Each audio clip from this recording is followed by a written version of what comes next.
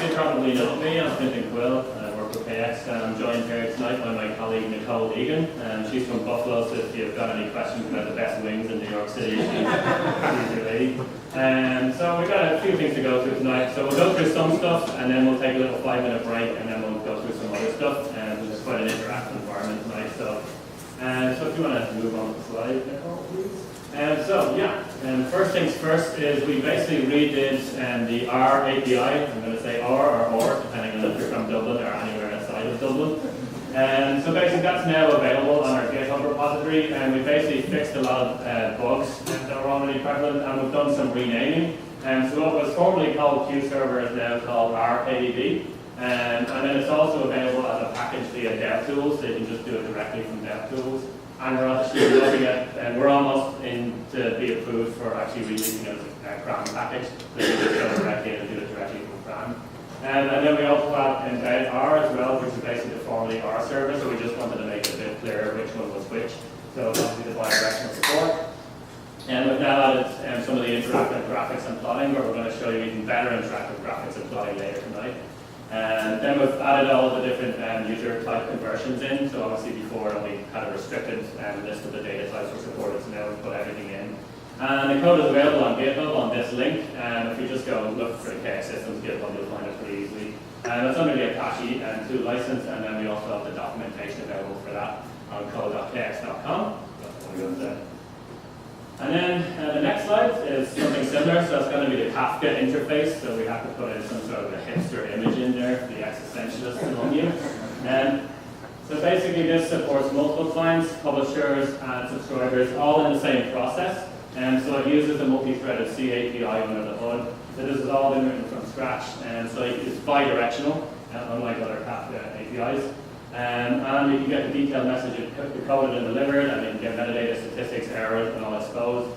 Once again, the code is available on GitHub, Apache 2 license, and then code.kx.com. We have some pretty good documentation examples, and we'll be doing more. And also, so for those of you who are either R programmers or Kafka programmers, if any of you are interested in actually playing around with this and presenting it at a future meetup, please let us know afterwards. Because I think there's actually quite a lot in both, so we could probably have a separate meetup based on that, which is why we just wanted to skim over it tonight. And we also just have a general initiative of, we're looking at all the APIs and we're going to try and beef them up. So several different languages, including some of the available APIs already. So if you have any suggestions, once again, come and have a chat with us afterwards. So basically tonight we're going to discuss the Analyst tool, but first I want to give a bit of context. Is that annoying, that little scratching, or do you want me to just turn the microphone off and more? That's okay, cool.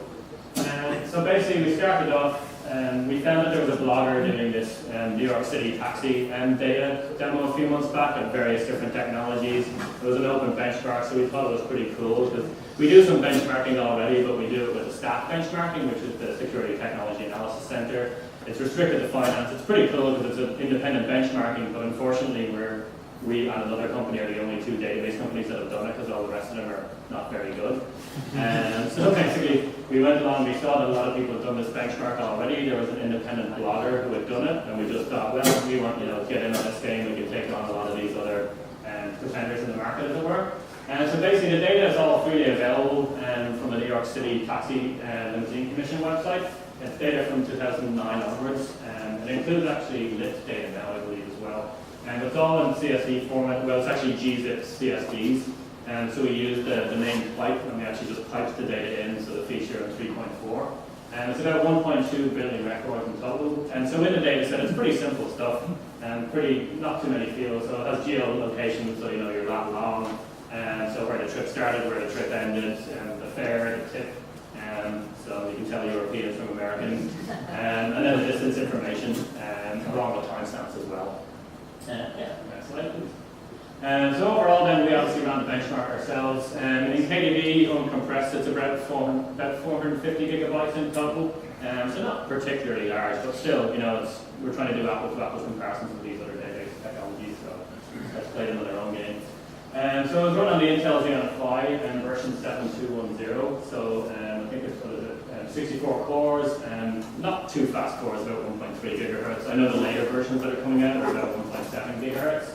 And overall, it was run over 4 nodes, and the data was shared. It was a shared node and repository over machines had about 128 gigabytes of RAM, so we couldn't fit the entire data set in RAM. We were very cognizant of that.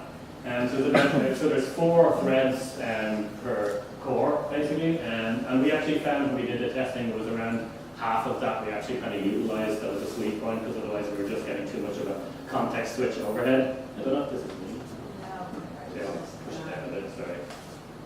Can you still hear me okay? Yep. Yeah, cool. And so basically you have the link here, as you can see the blog post that we did in it, and here are the 4 queries in question, along with some nice syntax highlighting from the tool you're about to see in a few minutes' time. So if we move on to the next slide. So we initially ran it on 4 cores, and here are the 4 query timings in milliseconds, and then we ran some other tests. We ran on, not 4 cores, but 4 nodes rather, and then we ran some later tests on 7 nodes, and then we ran some later tests using 14 nodes to do apples-to-apples comparisons with some of the other vendors. And it turns out we're the fastest CPU database benchmark. Hardly much of a surprise to anybody here who knows KDD. But we're actually just the fastest database in general now. So the 14 node example actually beat the GPU database. So GPUs, there we go. And the list of the actual benchmarks, you can go and see all of the different tests. So like there's Spark, Presto, and Amazon Redshift. So there's a variety of different solutions up there. We haven't actually released this 14-node benchmark yet, because we're going to be talking about it at the Intel Developer Conference in New York next week. So if you're around for that, please stop by the X talk. So we'll hopefully be releasing that. So it's not publicly available on that benchmark link. You'll just see the other benchmark. But you'll see the queries. I think we're already faster than 3 of the benchmarks that are already there. It's just the first one, and it's unfortunate that the guy actually orders it by the first query. Oh. This is IT guy. Oh, cool. I think it's just the microphone. Is that better? Yeah, Yeah, it's just making a scratching noise every now and then, but I'm not here. Maybe should get a title. No, yeah, it's doing that, I think is it affecting the flow too much? No. Okay. And then it's there's more to come, so I'll be releasing these benchmarks publicly, and we'll get more information, so you get a sneak peek here tonight. Okay. So then we basically thought, well, we have this tool, Analyst for KX. It's an interactive tool for encouraging the data exploration and visualization. And we can do faster and easier assembly via pre-built libraries. We have flexible tools to engage customization. Because we started showcasing this first in the supercomputing convention in Salt Lake City in November of 2016. And we put together some custom kind of visualizations ourselves, just using WebSockets and hooking up to Google Maps. But then we were kind of like talking, and we were like, wait, we already actually have a tool that we built ourselves called Analyst, which can actually hook the data up and do all the Q coding all in one environment and do the visualizations as well. So that's why we thought we'd tie this all together tonight. So next slide, please. So basically then the question is, who would use the Analyst environment? And so it's kind of like everybody. So it's one of the things for Q developers, as we'll see later, it does have an integrated development environment. You can start doing your Q coding, your syntax highlighting, etc. But then it's also non-Q developers, as we'll see with certain other elements. That's several different facets. So the idea being that you can take advantage of the power of KDB Plus and the power of Q language, but you don't actually have to do the Q language yourself, as some people, obviously not most of us here, because we're, sane. And most people maybe don't like Q so much, so we want to access that and grow outside of our traditional user base. And then there's a lot of data scientists that want to use it as well. Obviously they can be Q coders and non-Q coders. And then we've got technical analysts and also non-technical analysts. So as we'll see tonight, as Nicolle goes through the demo, we'll see various different facets. Next slide, please. So it starts off that basically this is kind of what you start off with. So it's this interactive IDE. It has this various facets, so it has the idea of a shared workspace, a local repository and global repository, which we'll see in a second. It has an interactive script editor, so you can go in, edit your code, debug your code, test your code. And it has a console-like environment, so it's not too unfamiliar to most of us here. And then we also have test support, quick check support, and grammar graphic stuff, which we'll get onto a little later, which is quite nice. Next slide. So this is kind of the bigger view of what it kind of looks like. So you see on the left-hand side here, you basically have your local workspace, and you have your remote workspace, and this is basically all of your features here. So you've got Q code, you've got save functions, so you can save all different types of artifacts. It's not just Q scripting, and then you can save actual database connections, and you can also save, this is the charting, which we'll get into. So you see there's various different facets. It's not just saving data or saving Q code. And then here's your environment here. So here's obviously you can see the nice syntax highlighting, which we'll see in a second. And then you see your actual console output here. Next slide, please. And it also comes with a spreadsheet built in, so it's basically it's an HTML. So all of this is browser driven, by the way. So it's all HTML5 running on their code, all browser based. And you can do actual spreadsheet. So basically you can load billions of records into one individual cell, and then you can actually select from that cell. So say select from C5 where data equals blah and x equals blah. And then you can display the information in different formats. The scripting is all using the Q language, as you'll see up here, and we'll go through some examples in a second. And then, but you can also actually do stuff like actually plug in customized JavaScript code. So you'll see you have the idea of doing drop downs and configuring the actual spreadsheet itself. So it's kind of like Excel, except it's on steroids and it's actually backed by KDB. So it's pretty powerful. So we'll just get that point. So yeah.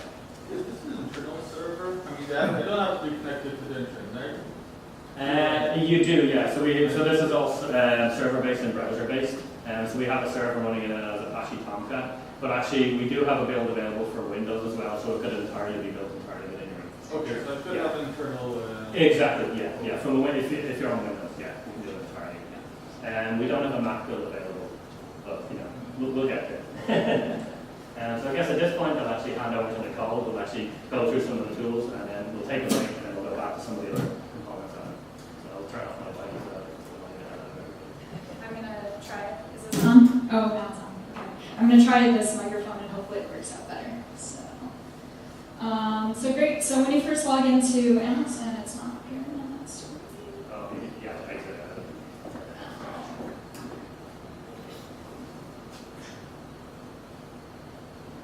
Great. Okay. So when you first log into Analyst, you have the option to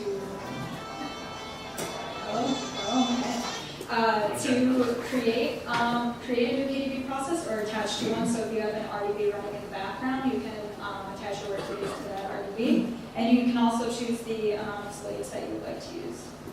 So I will connect,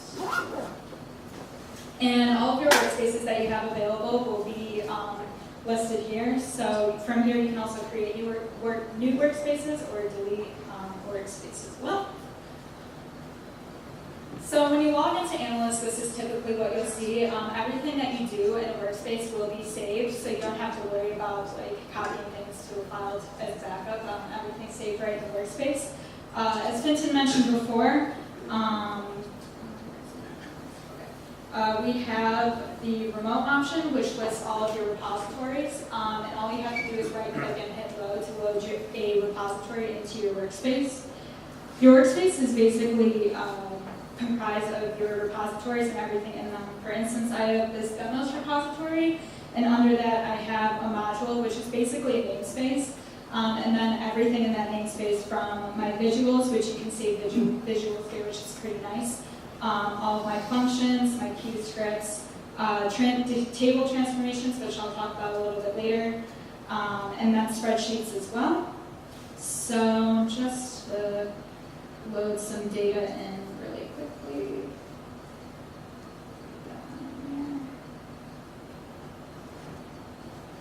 Cool. So I'm basically just running a simulation script right now to get some data loaded in. And to execute data, it's just Control-D, and as you can tell in the console below, everything is outputted, so you can kind of get a feel for what your data looks like or any other outputs. So I loaded in a table called taxi schema, and as you can tell, it's updating in real time right there. So what I can do is I can open up the spreadsheet. So the really cool thing about the spreadsheet is it's very similar to Excel, so if anyone's really comfortable with Excel, this will be quite convenient to them. The really neat thing is that the entire table can be stored in a singular cell, so you don't have some million-row Excel file that you're trying to parse through. Your entire table is right here, and you can hover over the cell to get a feel for what your data looks like. Similarly, you can write queries directly in the cell itself. So right here, I'm basically just summing up the quantity of the taxi fare by payment type. So you can see that a lot more people are paying cash or paying more with cash than credit or debit. So you can have a bunch of these queries here. And as Fintan mentioned before, for anyone that's comfortable using JavaScript, you can write your own JavaScript code into these spreadsheets as well. So you can do things like drop-down boxes and things like that, so you can aggregate your data in a nice format. I think that's it for the first part, so we're going to take a quick 5-minute break, 5 to 10 minute break, so people can use the restroom, etc. And actually just going back to the point on the workspaces, that's actually all backed up by Git under the hood, and so it's quite neat. And so yeah, we'll take about a 5 to 10 minute break, so people can take a refreshment and then we'll get back. Okay?